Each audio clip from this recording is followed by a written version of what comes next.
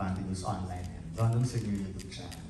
Of course, I wanna ask Melay muna kasi what was your reaction nung in-offer itong project na to? Unang-una, ang laking project, di ba? Tapos ikaw ang lead and then mag-shoot sa Korea. So, pang superstar level yung offer. So, siyempre, Sir Don, hindi ako makapaniwala. Yung tanong mo, parang hindi ka rin makapaniwala. Sabi ko, Sir Don, ano ba yun? no, Melay, paano pa? Paano mo ako? Poster pa lang, poster. Alam mo, Sir Don. Although nagbita ka na rin naman dati. Oo. Although nagbida na ako, pero sobra akong na-amaze talaga. Ito talaga yung masasabi ko na God moves in mysterious ways. Bakit? 7 years ago, my daughter and the son of Inang Reyna is schoolmate in one school. Siyempre, di ba schoolmate in one school? Kaya naman schoolmate in two schools. Loading ako doon. Hindi ba yung schoolmate in two schools? Mahirap yung schoolmate in two different schools. Sorry. So, we only meet in the graduation. But, she only saw me in the graduation. Ba't pa ako napatingin dito? Na-English to rin ako. She only saw me in the graduation after 7 years ago.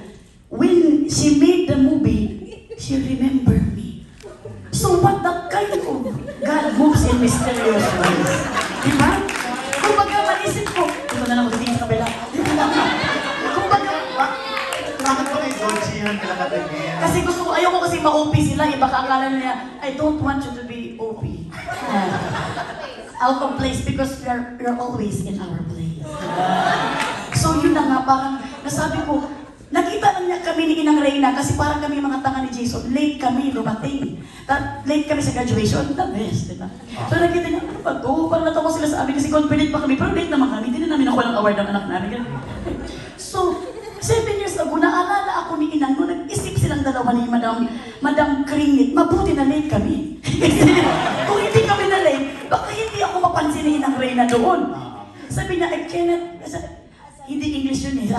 Sabi, hindi ko maisip na ikaw lang talaga. Sabi ni Sir Vernon, yung asawa ni pinaka-boss talaga, if you will never get it, I will make another movie. Kung what in English. So sabi ko, thank you Lord naman, na ginawa talaga nila. Alam nyo, maniwala talaga tayo sa plan ni Lord sa buhay natin. Bakit? Hindi natin alam kung ano. Basta mag-trust lang tayo sa Kanya. Si Lord, tinouch niya ang heart ni Ino. Si Lord, tinouch niya ang heart ni Ino. Because, alam nyo, ano bang gagawin? Tingnan nyo, nag-press con tayo. Ngayon mga tayo na ganito para kayo nasa exam. Dati yung press con natin, nandun lang tayo sa parang restaurant. O ngayon, anong answer sa first question? So parang sa akin, sabi ko, yung sobra yung hindi tinipid yung movie. Maniwala kayo, deserve yung ang movie na to dahil hindi tinipid ang movie, binigay niya ang best Korean crew, lahat dito sa Pilipinas. Kaya ito lang yung makikita mo sa movie. Ano ba naman yun? Kaya sabi ko, color gradings, ibang bansa. Kaya sabi ko, Lord, ikaw talaga to, Lord. Maraming salamat sa buhay ni Inang Reyna at ni Madam Kring na binigay mo sa akin. Hindi ko ito makakalimutan.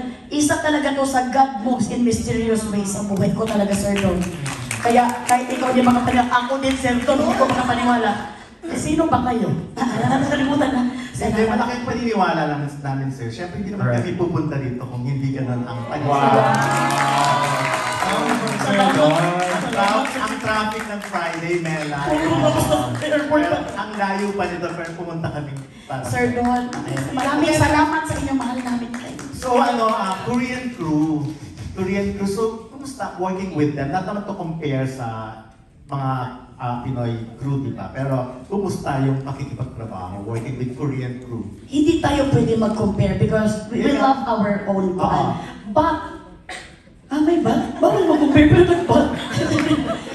Pero working with Korean crew. Sasabihin lang namin yung experience namin, this amazing experience talaga. Ako mismo na-amaze ako dahil 8 to 10 hours, sobra na yung 10 hours. Sobra na yung working 10 hours. Okay. Tapos sa 10 hours na yun or sa 8 hours na yun, andun na ang lunch. And kayong hours na yun, nakatayo lang sila ha, yung mga crew. They're very dedicated to their work. Hindi sa, yung, to their work ba? Or to your work? So alam mo yung nakatayo sila, tapos binibigyan binibigyan ng 1 oras ang lunch because ini-enjoy nila ang food nila. At ang lunch doon, restaurant. Kaya nung dumating sila dito yung crew, pack lunch. Kapag gano'n na sila, yes. Sabi ko, it's okay. So, na-amaze ako 8 to 10 hours and pinaka-na-amaze ako, alam nyo, yung assistant director namin na si Miss Sarah, minsan kasi assistant director natin dito talagang pasigaw. Action! Dun sa kanila, it's okay, can you go ahead? Very polite talagang gano'n talaga sila sa... Mukhang artista yung mas artista pa mukha nung aming assistant director. Yun ang assistant director ng Crash Landing on You. Tapos yun, nagpaano sa amin, gano'n. Umulan, pumunta kami sa tent, sabi ko, you see it kasi umulan eh. Stop taping mo na kasi hinintayin mo namin yung tubilang ulan. Sabi niya, no, because our boss is standing. Uy, na-amaze ako. Kami doon nakatihaya, nakagana na kami, ang boss namin nasa gilid lang. So, na-amaze ako kung paano na-respetuhin at paano sila mag-work. So, in 8 to 10 hours, nakatayo lang sila para, after nun, backup na. Doon na sila magpahinga. Because work is work. Ang alam nilang ginagawa nila, ha? Hindi na sila yung parang tuturuan pa na, ilagay mo yung ganito. Sa kanila is, sabihin lang, chong keng ko. Kaya lang kasi, ano ba't mag-robot ka po? Parang gano'n talaga, isang word nga na rin ako, chong keng. Gano'n kasi ako, gano'n nila. Hindi na tuturuan, alam na nilang gagawin nila. Grabe. Nahinga na kasi sinabi. I talk about the Korean crew. Ayan, last na lang, hindi ka ba nag-request ng Korean leading man? Kasi syempre, Abangan nyo yan. Kasi abangan nyo din ang reaction ni Jason. Kung mag-request tayo na Korean leading man. Sir Don, bukas, abangan mo yan, Sir Don. Ikaw ang makakakita kung ano ang mangyayari sa Paki-clear na lang yung photo with Lee Sun-ji. Paki-clear? I mean, paano siya nangyari? Is he part of the movie or... He is part of the movie and busy lang siya ngayon. And then, talagang panoorin nyo si Lee Sung-gin naman doon. O, panoorin nyo bukas. Definitely something to look forward to, no? Okay. Alright. So, direct meron siyang leading man na Korean. Leading man or leading men? Wow! Alright. Thank you so much. Parang nagalit sila inang. Sabi Thank na, you, bakit sir. hindi? Maraming salamat. Oh, sige, I'll go on this side naman para naman hindi makalog ng ating perfect here. Hello, from Manila Standard. Hello, congratulations. I have questions for Ma'am Shimel. I just want to know, paano po kayo nag-prepare for this lead role?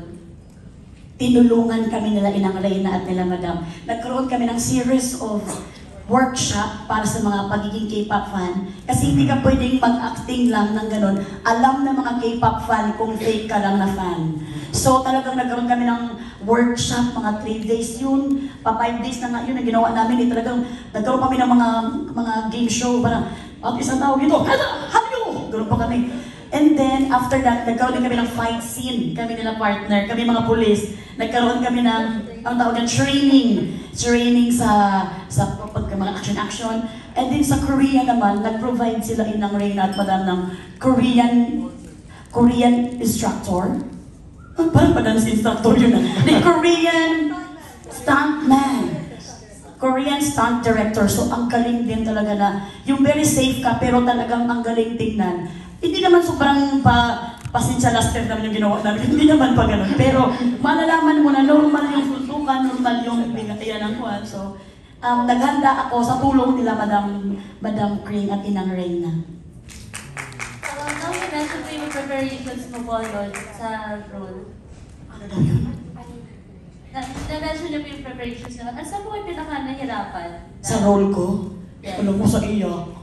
Grabe ako nahirapan. Nag-ihapan ako sa iyak. Nagkaroon nga ng day 2 eh.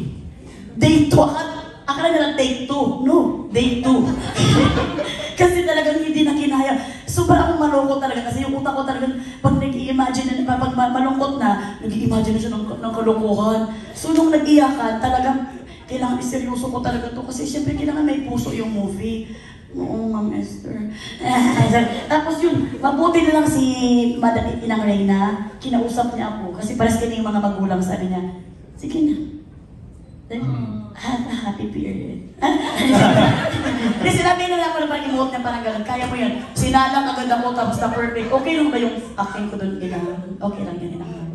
Sobra. Wow. Hindi mo ba nakikita eh? One take, basically, na-shoot na namin. Pero feeling ako kasi, I have seen Melay sa school lang eh.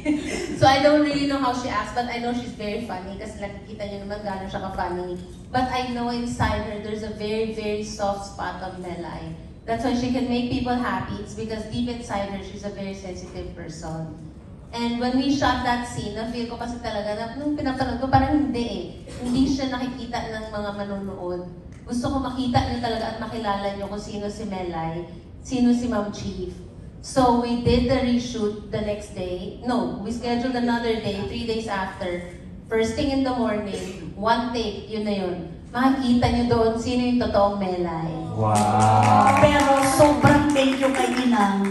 Kasi pwede naman, gastos yung another day ka na naman ang take. Pero pinagbigay siya na Melay, please, because gusto talaga niya maging best yung eksena talaga. Kaya Inang Reyna, maraming salamat. Uy, mabuti ba hindi Favorite pinag-reimburse sa scene akin? ko yun. Favorite scene. Oh. Eh, hindi ko na siya i-reimburse. Kung ano yung scene, kung ano yung scene yun, kailangan nilang abangan. Watch it tomorrow daw sa Alright. Sir Bernard. Having said that, before we continue for any other question? You're good? Last question na lang po. Oh, I see. Gusto mo bilis pa? For Inong po, any plans po for more movies po No. sa Underbugs? Mom Chief 2. Wow! Abangan nyo, manood kayo. Makikita nyo kung saan. Alright. Wala pa kayong Ma'am Chip 1, may Ma'am Chip 2 na. Nasa Korea pa kami nag-shoot pa lang tayo ng Mom Chief 1, di ba? May Mom Chief 2 na. Sabi nila, what? Ito ang masama. Nag-shoot pa lang kami ng Ma'am Chief 1. May Ma'am Chief 2 na siya sa isip niya, di ba? Nung isang araw sabi sa akin, alam ko na yung Ma'am Chief 3 natin. But having said that, ang ganda naman ng kwentuhan natin. We will have more of your questions